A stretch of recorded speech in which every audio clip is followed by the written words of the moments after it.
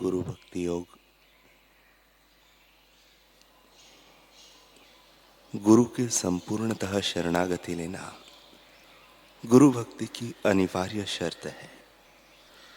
जब तक आपको गुरु में अखंड श्रद्धा न जगे तब तक गुरु की कृपा आप पर बरसेगी, ऐसी आशा मत रखना। गुरु साधना रूपी नाव के कर्णधार है, लेकिन पतवार तो साधक को ही चलानी होगी। गुरु के प्रति भक्ति भाव ईश्वर प्राप्ति का सरल एवं आनंददायक मार्ग है।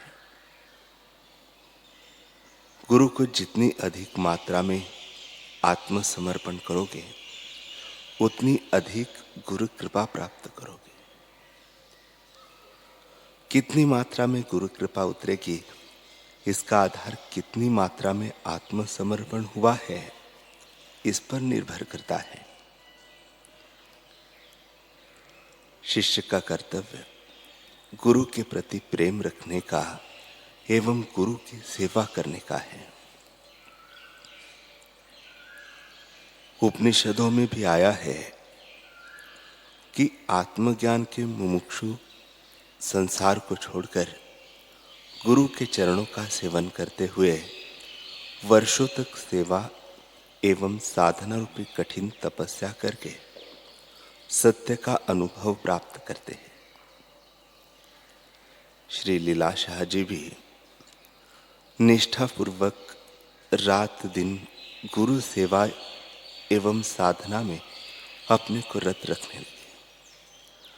वे सुबह जल्दी उठकर आश्रम की सफाई करते, पानी भरते, भोजन बनाकर गुरुदेव को खिलाते, गायों के लिए घास काटते, गायों की सब सेवा करते।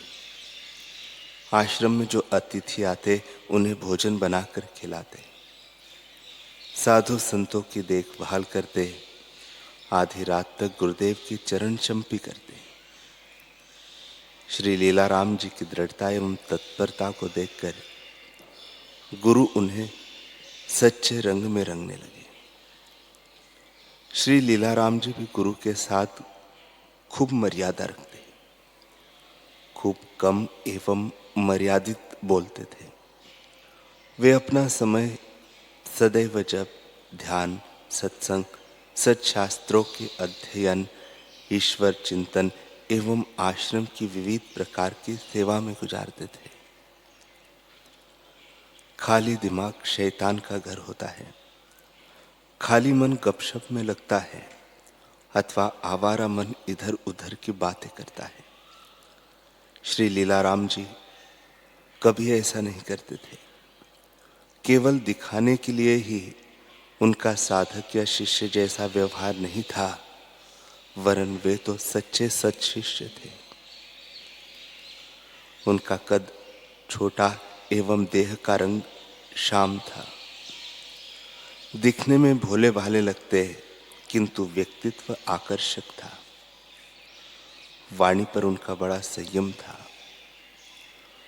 वे आश्रम में सभी गुरु भाइयों के साथ विनम्र एवं प्रेम पूर्वक व्यवहार करते थे।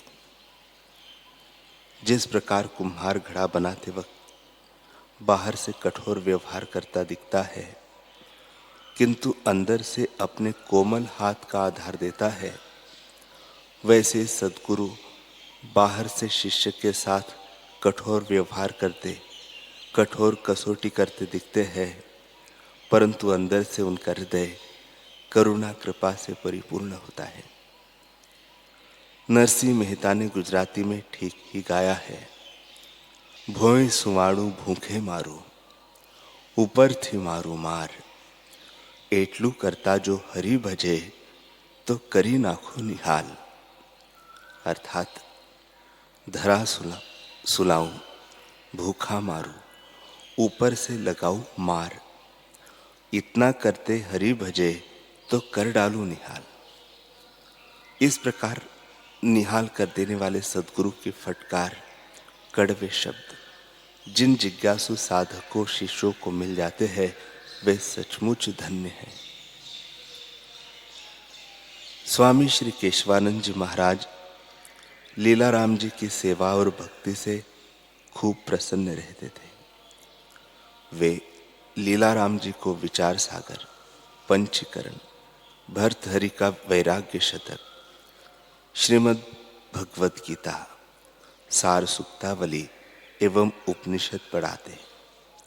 ऐसे उच्च कोटि के वेदांत के ग्रंथों को कंठस्थ करके दूसरे दिन सुनाने के लिए कहते। कभी कभी अत्यधिक सेवा के कारण लीलाराम जी को शास्त्र कंठस्थ करने का समय न मिलता तो गुरुदेव कान पकड़कर इतनी जोर से गाल पर थप्पड़ मारते कि गाल पर 2-3 घंटे तक उंगलियों का निशान मौजूद रहता था।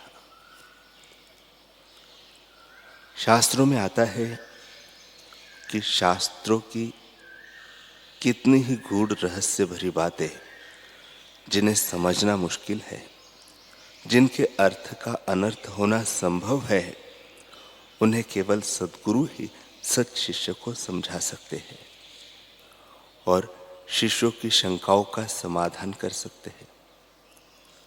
भगवान श्री कृष्ण ने गीता में कहा है, तद्विद्धि प्रणिपातेन परिप्रश्नेन सेवया उपदेशन्ति ते ज्ञानम ज्ञानिनस्तत्वदर्शिनः। तत्व को जानने वालों ज्ञानी पुरुषों के पास जाकर उन्हें भली प्रकार दंडवत प्रणाम करके तथा सेवा और निष्कपट भाव से किए हुए प्रश्न द्वारा तू उस ज्ञान को जान। वे मर्म को जानने वाले ज्ञानी जन तुझे उस ज्ञान का उपदेश करेंगे। यह संसार किस तरह प्रकट हुआ है, जीव को बंधन किस तरह हुआ, मुक्ति कैसे पाई जाए, ईश्वर का वास्तविक स्वरूप क्या है, ईश्वर एवं जीव में भेद क्या है, ब्रह्म क्या है, माया क्या है, वगैरह गूढ़ रहस्यों का ज्ञान सद्गुरु द्वारा ही प्राप्त होता है। जैसे निद्रा से जागते ही स्वप्न निवृत्त हो जाता है, उसी प्रकार तत्व स्वरूप यानी आत्म स्वरूप का ज्ञान होते ही अज्ञान रूपी अंधकार में सदियों से भटकता हुआ जीव क्षण भर में शिव हो जाता है। सद्गुरु के दर्शन, स्पर्श एवं उपदेश से शिष्य का कल्याण हो जाता है।